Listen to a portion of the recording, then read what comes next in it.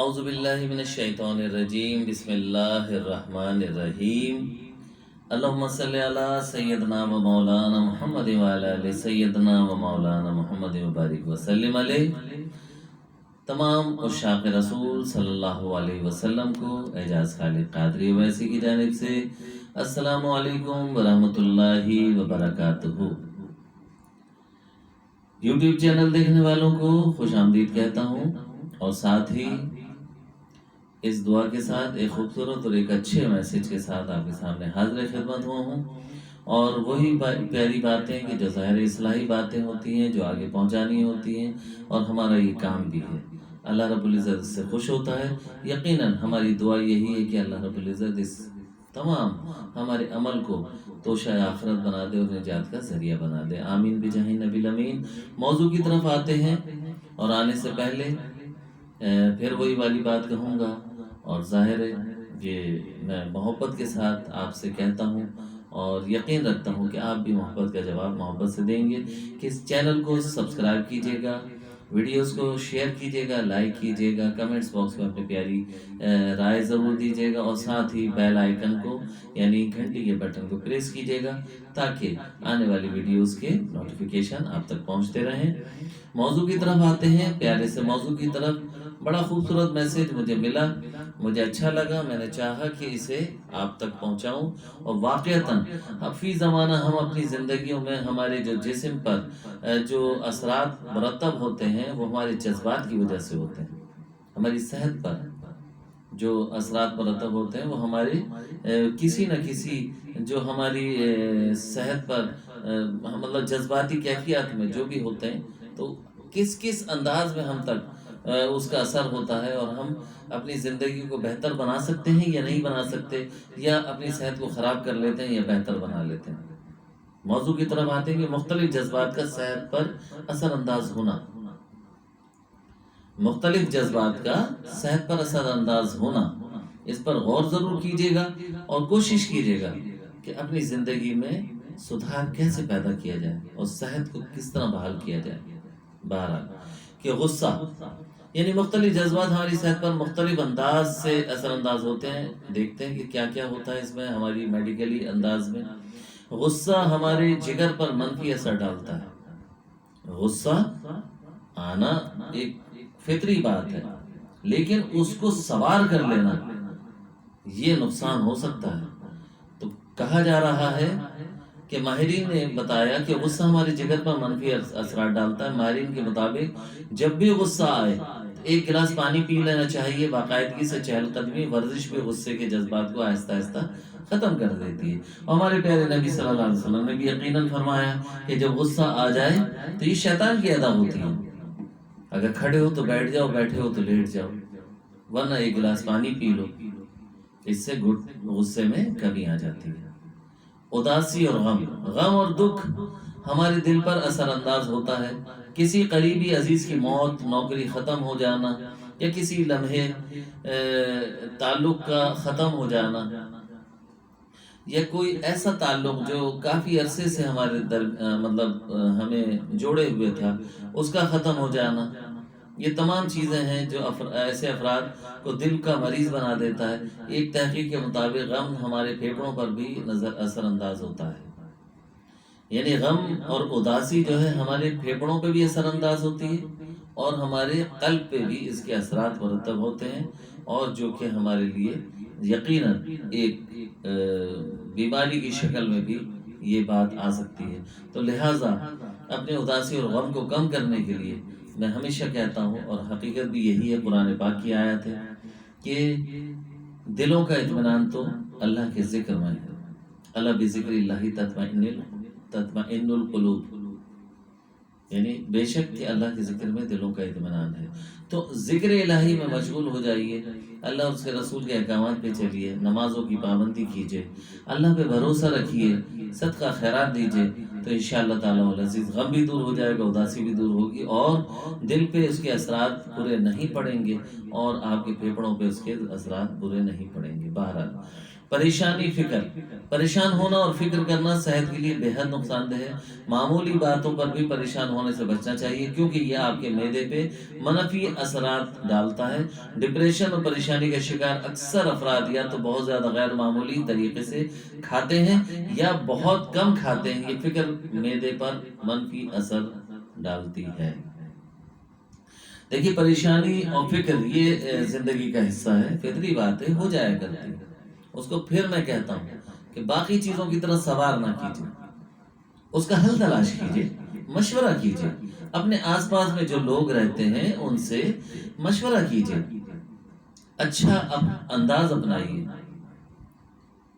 اللہ پہ بھروسہ کیجیے، وہی پھر اللہ کی طرف آ جائیے، ذکر الہی، ذکر رسول میں مشغول ہوئیے، تو انشاءاللہ تعالی اور عزیز اس میں قابو پا سکتے ہیں، بالکل پالیں گے۔ پریشانی زندگی کا حصہ ہے، ہمارے پیارے نبی صلی اللہ علیہ وسلم پہ بھی پریشانی آئی، لیکن آپ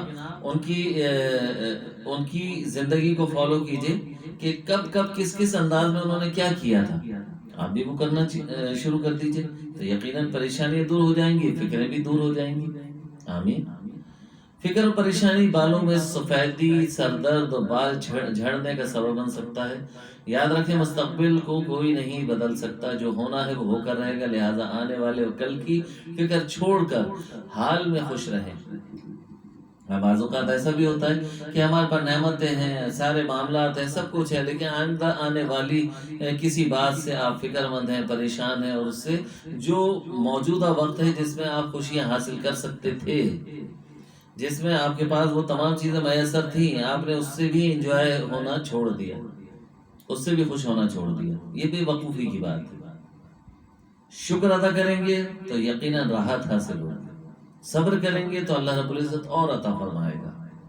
بہرحال میڈیکلی پوائنٹ آف ویو سے بھی بات سمجھ میں آ رہی ہے اور دینی اعتبار سے بھی سمجھ میں آ رہی ہے، اس پر غور ضرور کیجیے گا اور اپنی زندگی میں بہتری لائیے گا۔ خوف آپ کے گردوں کو نقصان پہنچاتا ہے اور ان کی کارکردگی کو کمزور کر دیتا ہے۔ کچھ افراد کو کسی چیز کا فوبیا ہوتا ہے، یہ فوبیا بھی ان کے لیے نقصان دہ ہے، لہذا اس کا فوری علاج ضروری ہے۔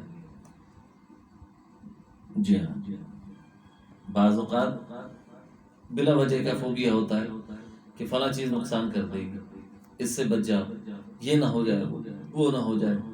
یہ سب روحانی بیماریاں کہلاتی ہیں، اس سے بچنا ہے۔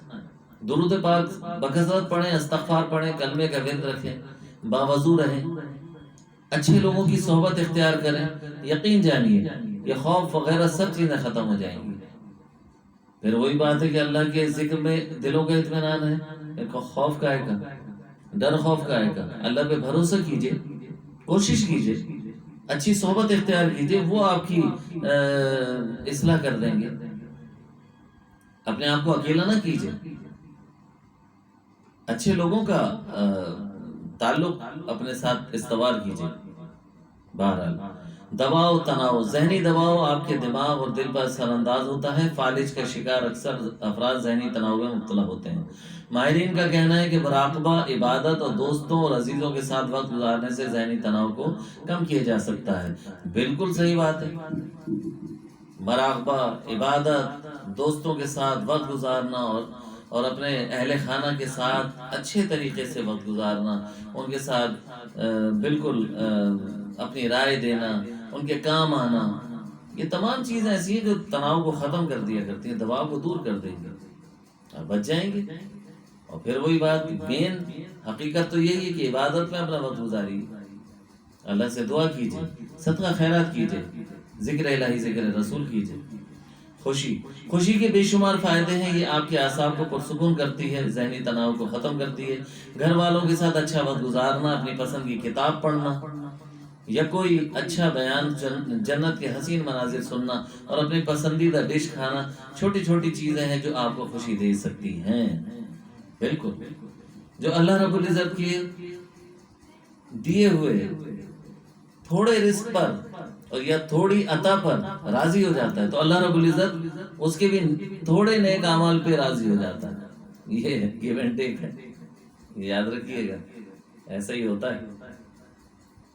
جب آپ اللہ کی دی ہوئی چیز کا شکرانہ ادا کرتے ہیں، صبر کرتے ہیں اور اس پہ راضی ہو جاتے ہیں، تو اللہ رب العزت آپ کے تھوڑے عمل کو بھی راضی ہو جاتا ہے. یہ فائدہ ہے. تو اس بات کا بھی خاص خیال رکھیے. خوش رہیں، خوش رہنے کی عادت ڈالیں، ہر حال میں خوش رہیے، اللہ پہ بھروسہ کیجیے. شکرانہ کریں گے تو یقیناً آپ خوش رہیں گے. اچھا، اس کے ساتھ ہی ماہرین فرماتے ہیں کہ جوش، کسی ایسے شخص سے ملنا جو زندگی سے بھرپور ہو، یا کوئی ایسا کام انجام دینا جو آپ کو جوش و جذبے سے بھر دے، دل کی صحت کے لیے بے حد فائدہ مند ہے. جوش و خروش دل کو متحرک کرتا ہے اور وہ اپنے افعال بہتر طور پر سر انجام دینے لگتا ہے. ماہرین کا مشورہ ہے کہ روزانہ کوئی ایک ایسا نیا کام ضرور کریں جو آپ میں ایکسائٹمنٹ پیدا کر دے، یعنی آپ کے اندر جوش و جذبہ پیدا کر دے. آپ خوش ہو جائیں گے، واہ میں نے یہ کام کر لیا. لیکن معیاری ہونا چاہیے، بھیانک نہیں ہونا چاہیے، اچھا ہونا چاہیے. تو یقیناً جوش و جذبے کے ساتھ آپ کے جسم میں انرجی پیدا ہوتی ہے. مثبت سوچ، کسی بھی چیز کے بارے میں مثبت سوچنا آپ کو دل کا مریض بننے سے بچاتا ہے، اور دل اپنے افعال بہترین طریقے سے انجام دیتا ہے. بے شک میں ہمیشہ کہتا ہوں کہ اپنے آپ کو مثبت سوچ کی طرف لے کے آئیے. ہر بات میں اچھا پہلو نکالیے، مثبت پیرائے میں جائیے. آپ کی تھنکنگ اچھی ہو جائے گی. آپ کی سوچ، آپ کی نیت، آپ کی باتیں یقین جانیے اگر مثبت ہو گئیں تو آپ کا وجود بھی بہترین ہو جائے گا. آپ کی زندگی میں آسانیاں آ جائیں گی، خوش ہو جائیں گے. اسی طرح سے ہنسنا، ٹہکا لگانا، ہنسنا دماغ میں تناؤ پیدا کرنے والے کیمیائی مادے کو ختم کرتا ہے. جب بھی آپ پریشان یا اداس ہوں تو کوئی مزاحیہ کتاب پڑھیں، کوئی مزاحیہ چٹکلے سنیں، یا کسی خوش مزاج دوست سے گفتگو کریں. آپ کو ہنسا سکتا ہو، اور ہنسنا آپ کو کئی بیماریوں سے بچا سکتا ہے. صحیح بات ہے. ایک تو قہقہ لگانا ویسے تو دین میں منع ہے، قہقہ نہ لگایا جائے، لیکن ہنسنا بولنا، پیار محبت کی بات، طنز و مزاح پیارے انداز میں. پھر کہتا ہوں کہ مذاق اڑانا اور مذاق کرنا یہ علیحدہ علیحدہ چیز ہے. مذاق کرنا چاہیے، اڑانا نہیں چاہیے، لیکن ہنسے بولے جس زندگی میں شائستگی پیدا ہوتی ہے، خوشگواری آتی ہے، ماحول اچھا ہوتا ہے، زعفرانی ماحول بن جاتا ہے. اس سے آپ کی زندگی میں آسانیاں پیدا ہوں گی. گلے لگانا، ماہرین کے مطابق گلے لگنا جسمانی اور دماغی اعصاب کو پرسکون کر کے اسے آرام دہ حالت میں لے آتا ہے. تو جب بھی آپ اپنے کسی عزیز یا دوست یا پریشان یا کسی اداس کو دیکھیں تو اسے گلے لگا لیں. یقیناً یہ ایک دلجوئی کا ذریعہ ہے. کسی کو اداس دیکھیں، پریشان دیکھیں، اس کو گلے لگا لیجئے. گلے لگائیں گے تو دل سے دل کو راحت ہوتی ہے، سینے سے سینہ ملتا ہے، دوسرے کو ڈھارس ملتی ہے. اور اللہ رب العزت ایسے شخص کو پسند فرماتا ہے کہ جو کسی کے لیے دلجوئی کا سبب بنے. بہرحال یہ مختلف کیفیات تھیں جو ہماری زندگی پر، ہماری صحت پر مرتب ہوتی ہیں، اور اس پر خوشگوار یا ناخوشگوار اثرات مرتب ہو جاتے ہیں. تو لہٰذا ہمیں اپنی صحت کا خیال رکھنا چاہیے، اور اللہ اور اس کے رسول کے احکامات کے مطابق چلتے ہوئے اپنی زندگی کو گزارنا چاہیے. یہ زندگی بالآخر ختم ہو ہی جانی ہے اور گزر ہی جانی ہے، لیکن مزیداری تب ہے کہ اچھی سوچ اچھے معیار کے ساتھ گزرے، تاکہ اس میں راحت ہو، شائستگی ہو، پیار ہو، محبت ہو، اور زندگی میں آسانیاں اپنے لیے بھی پیدا کیجیے اور دوسروں کے لیے بھی آسانیاں پیدا کیجیے. اپنی اصلاح کیجیے اور دوسروں کی بھی اصلاح کیجیے. اچھی باتیں ضرور پہنچائیے گا تاکہ لوگوں کی اصلاح ہو جائے اور اللہ رب العزت ہم سے راضی ہو جائے. وآخر دعوانا ان الحمدللہ رب العالمین. السلام علیکم ورحمۃ اللہ وبرکاتہ.